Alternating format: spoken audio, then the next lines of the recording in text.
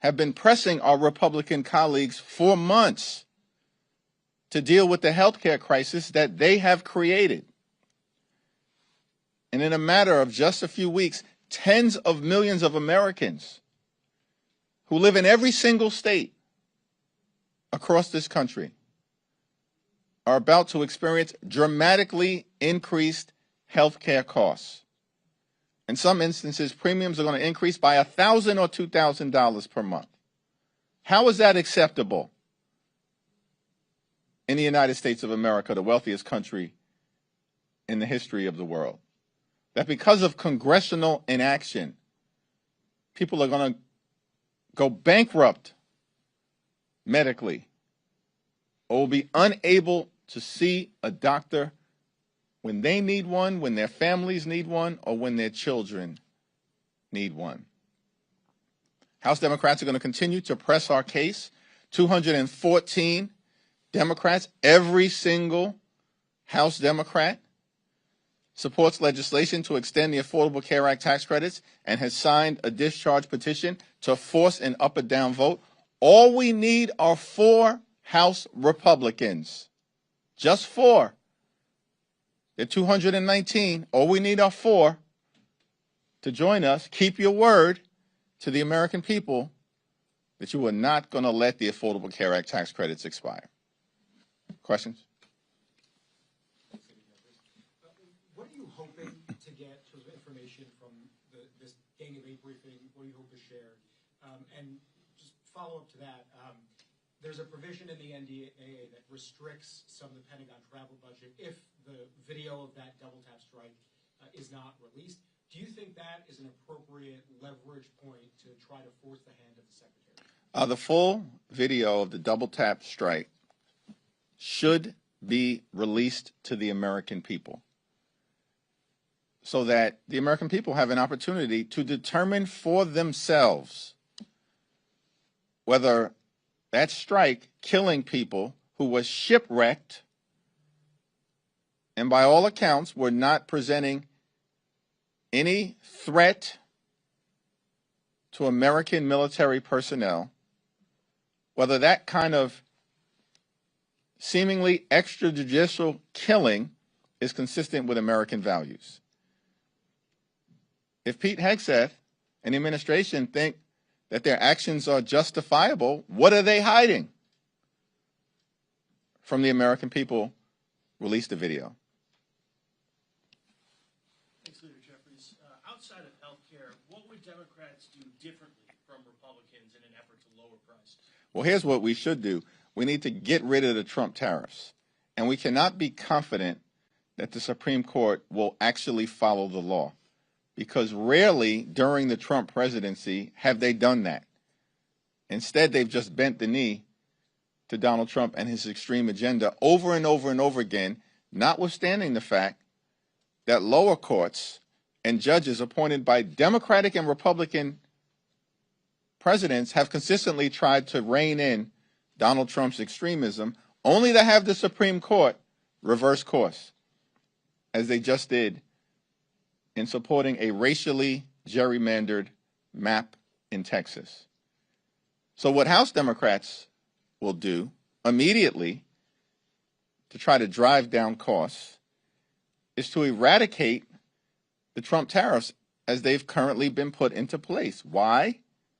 Because everybody knows the Trump tariffs have increased costs on everyday Americans by thousands of dollars a year on grocery items and on goods that are needed to live a comfortable, quality life in America. So we can start there as it relates to dealing with the high cost of living in the United States of America. The other thing that House Democrats are committed to do is driving down housing costs. There's not a single thing that House Republicans or Senate Republicans or Donald Trump and his administration have done to address the housing crisis in the United States of America. We're almost at the end of the year. And the most significant expense that the American people have to deal with on a month-to-month basis is their housing costs, either their mortgage, home insurance, or their rent. And Donald Trump can't see fit to do a thing about it? House Republicans have done nothing to lower housing costs when the overwhelming majority of the American people know that housing costs are out of control in this country? And Donald Trump, the so-called builder, the so-called developer, nothing from him to actually make housing more affordable in the United States of America? So there are a lot of things that can be done better, but Republicans don't have the will to do it. That's the problem. They just don't have the will to do it because they'd rather reward their billionaire donors with massive tax breaks, just like what they did in the One Big Ugly Bill. Leader Jeffries. Michael? Thank you, Mr. Leader. I want to ask about the AI commission that you announced this morning. Over the last couple of years, there have been several bipartisan task forces. There have been reports on AI. I'm curious first, what makes this different than the other previous commissions, task forces, reports on AI? And also, I spoke to a few, experts and scholars and academics about AI, and some of them are concerned that AI is going to follow the same road as social media, that Congress is still grappling with trying to figure out how to regulate social media 15, 20 years down the road and have yet to do so meaningfully. We're years into AI, and there hasn't been any meaningful legislation passed into law. Do you share that concern? Is there a sense of urgency in Congress on the House Democratic side to actually get some legislation passed into law beyond these reports and task forces and commissions? Well, artificial intelligence is a transformative technology that has the potential for so much incredible good, particularly as it relates to medical breakthroughs and providing high quality academic and educational excellence to people who live in communities that have historically been under-resourced for decades. We want to make sure that America can continue to lead in the growth and development of artificial intelligence related to our companies, as opposed to the Chinese being able to dominate this space. But at the same period of time, of course, it's important to figure out what are the appropriate policies that can be put into place by the Congress to make sure that there's a uniform set of standards across the country and that prevent bad actors from entering into the AI space and enabling them to do harm to the American people, something that no one should want to see. And so the House Democratic Commission on Artificial Intelligence and the Innovation Economy is going to engage in a thoughtful exploration so we can develop a set of policies in consultation with stakeholders all across the country, including experts within the industry space, because House Republicans have decided to abdicate their responsibility. We had a bipartisan task force that produced a very forward-looking report at the end of the last Congress. But Mike Johnson has decided to do nothing to actually re-engage. And so time is up. The year has ended. There's no interest from the other side of the aisle in actually doing something meaningful in this space, engaging meaningfully with experts and academics and stakeholders all across the country so we can do something thoughtful. And that's why we've decided to launch this commission, led, of course, by Ted Lieu, Josh Gottheimer, Valerie Foushee, and, of course, as ex officio members, Zoe Lofgren and Frank Pallone. Mr. Leader. Thanks. Which one? You.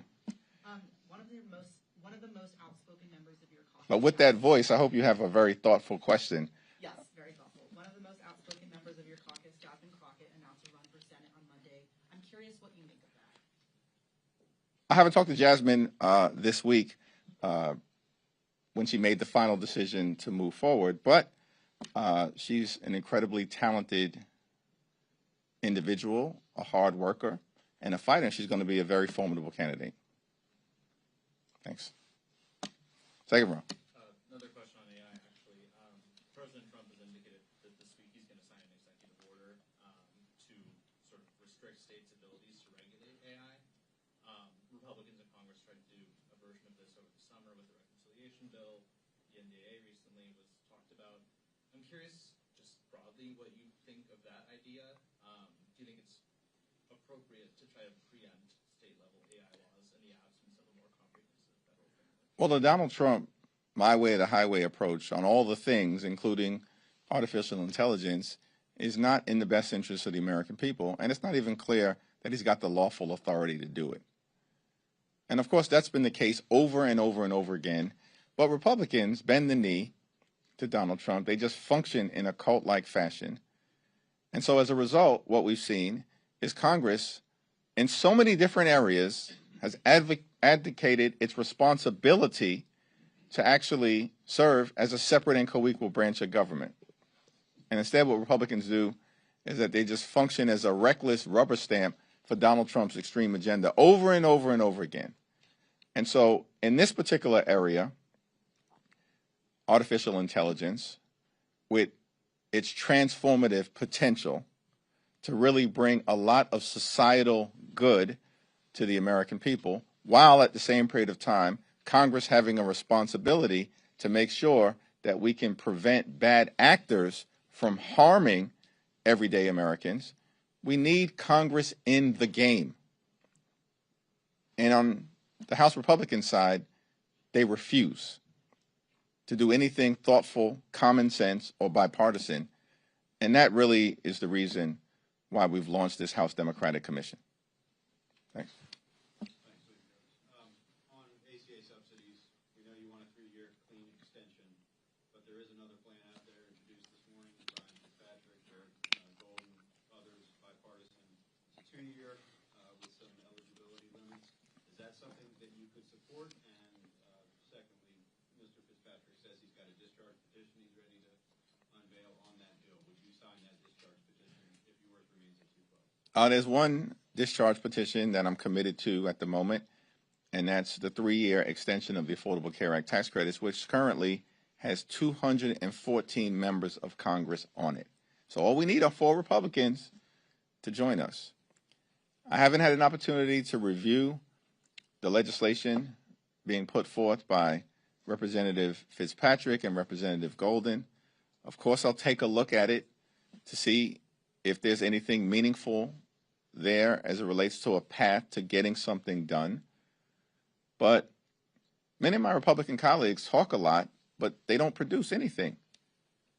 And we saw this consistently during the One Big Ugly Bill debate. These very same Republicans, in many instances, were the ones who were saying under no circumstances were they going to cut Medicaid. And then almost every single one of them, with the exception of Representative Fitzpatrick and Representative Massey, every single one of them, other than those two, voted to enact the largest cut to Medicaid in American history. And in the same bill, they ripped $186 billion away from SNAP. These people literally stole food from the mouths of hungry children, seniors, and veterans, and all of this was done so they can enact massive tax breaks for their billionaire donors. And then they made those permanent. And now here we are, clock is ticking, in December, Affordable Care Act tax credits expire on the 31st at the end of the month, and bills are still being introduced now? Listen, the most meaningful path forward, clearly, is for just a handful of Republicans to join us in the House, and for just a handful of Senate Republicans to vote in the next day or so on the bill that will be on the Senate floor that will extend the Affordable Care Act tax credit, so that tens of millions of people, including in dozens of Republican-controlled states, don't have their health care snatched away from them because it becomes unaffordable.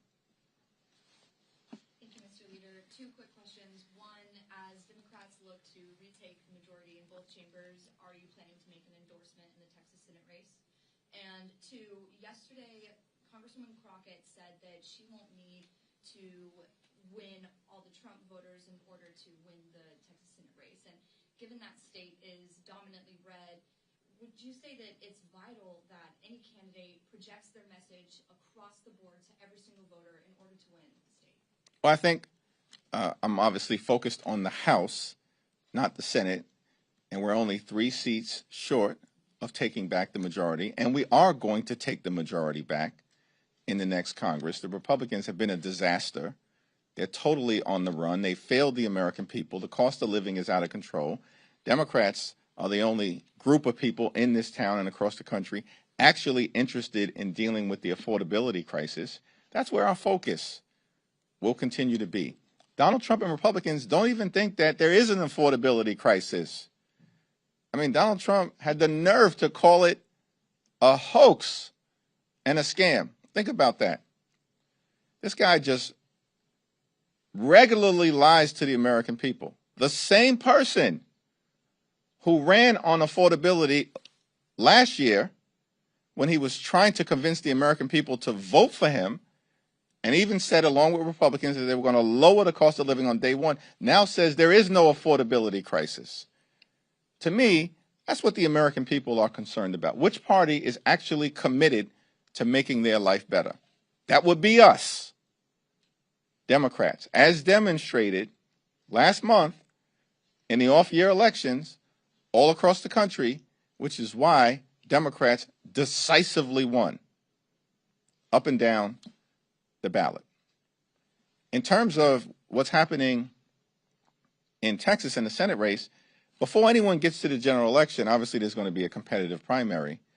And so we'll see what happens during the first Tuesday in March. Do you think any endorsement from you might add fuel to that fire and help get a win? We're still in the process of working through the House battlefield. So I've got no visibility into what we might do at any point into the future relative to the Senate. At the moment, we'll leave that to Chuck Schumer and the crew over there. You got it? You? Yeah. We'll go you, and then we'll go to you. How's that work? If Republicans try to pass the NDAA on suspension, will Democrats provide enough votes for them to pass, and how will you vote? Well, that's still going to be evaluated. We have a leadership meeting today at 5:15. Then we have a steering and policy meeting where we'll have that discussion at 6. And then we'll have a caucus meeting tomorrow where we'll hear a presentation about the NDAA as well as differing perspectives that might exist as to whether the bill has gone far enough at this particular moment to merit overwhelming support from the House Democratic Caucus. That remains to be seen. I want to ask about Congressman Henry Cuellar. Now that he's been pardoned by President Trump, do you think it's appropriate for him to be brought back into the fold, to be given his appropriations title back? It's my expectation, consistent with the rule that exists relative to this very issue, and as has been the case in past practice, that he would be restored to the ranking member subcommittee position that he's previously held. And it's my understanding that the Appropriations Committee on the Democratic side will be meeting to take that business up in short order. Congressman Luna last night accused you of blocking her stock ban discharge petition. She said that you're stonewalling. Any comment or reaction to that? Here's the interesting thing. I've never had a conversation with her. Know nothing about her commitment to this issue. And if she wants to lay out a path forward on this stock ban issue where she parachuted in to the middle of it, she has not been part of the bipartisan conversations that have been ongoing, led on our side by Seth Magaziner, Representative Ocasio-Cortez, and Representative Pramila Jayapal, along with Joe Morelli, has not been part of those conversations. They've been led by Chip Roy. She parachutes into this situation. Nobody fully understands her intention. She's had zero conversation, as far as I can tell, with any of us. And so she's just shooting off at the mouth, as she always does. She's undermining her own credibility and position. If she wants to have a conversation, find me on the floor. It's Democrats who are actually serious about enacting a congressional stock ban. And we're committed to using every tool available to make sure that this happens. Why doesn't Representative Anna Paulina Luna go talk to the Deputy Speaker, Mike Johnson? He's the one that a few days ago said her discharge petition was dead on arrival. See, when she runs off at the mouth, she loses all credibility. Talk to your own team. We're committed to this effort on the House Democratic side. And as a matter of fact, if she's interested in dealing with corruption, do something about the active ongoing crime scene coming out of 1600 Pennsylvania Avenue. The most corrupt administration in American history, and it's not even close. And we don't hear a peep from her or any of her colleagues about even extending the stock ban to the executive branch, to Donald Trump, to J.D. Vance, or perhaps even to the Supreme Court. So we're committed to this issue as Democrats. We want to make it happen. The only open question about whether we're going to move forward and deal with this aspect of cleaning up corruption in this town, a congressional stock ban, is whether Republicans have the will to partner with us in a bipartisan way. Thank you, everyone.